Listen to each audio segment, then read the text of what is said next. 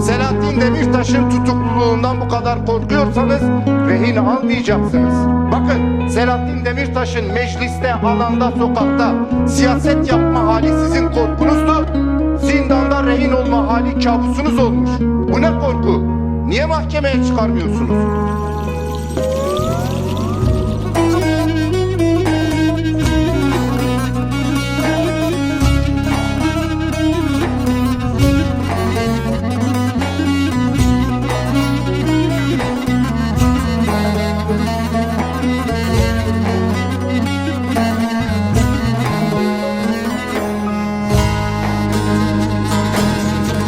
Sarılmaz yürek yarası, derinden kanar durulmaz.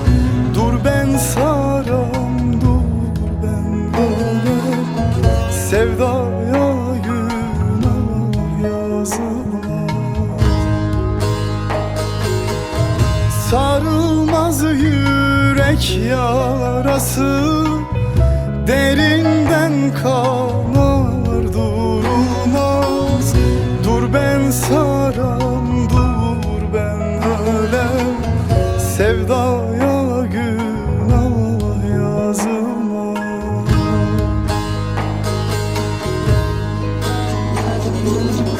Sarılmaz gülüm, sarılmaz, ölüme koşan yorulmaz.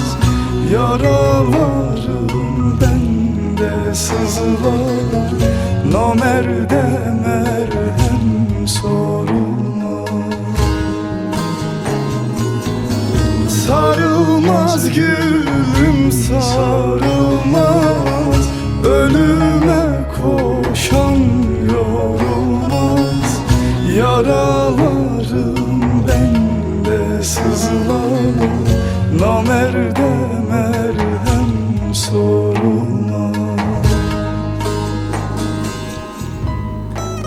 Ay gecenin penceresi, zindanda kördür açılmaz. Dur ben açam, dur ben ölem, güzele, güzele ölüm yakışmaz. Güzele ölüm yakışmaz.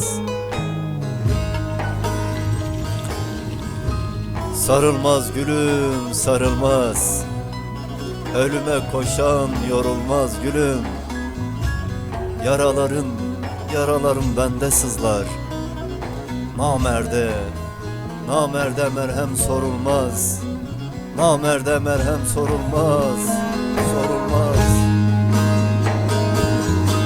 Ay gecenin penceresi, zindanda kördür açılmaz. Dur ben açam, dur ben ölem, güzele ölüm yakışmaz. Ay gecenin penceresi, zindanda kördür açılmaz. Dur ben açam, dur ben ölem, güzele ölüm yakışmaz.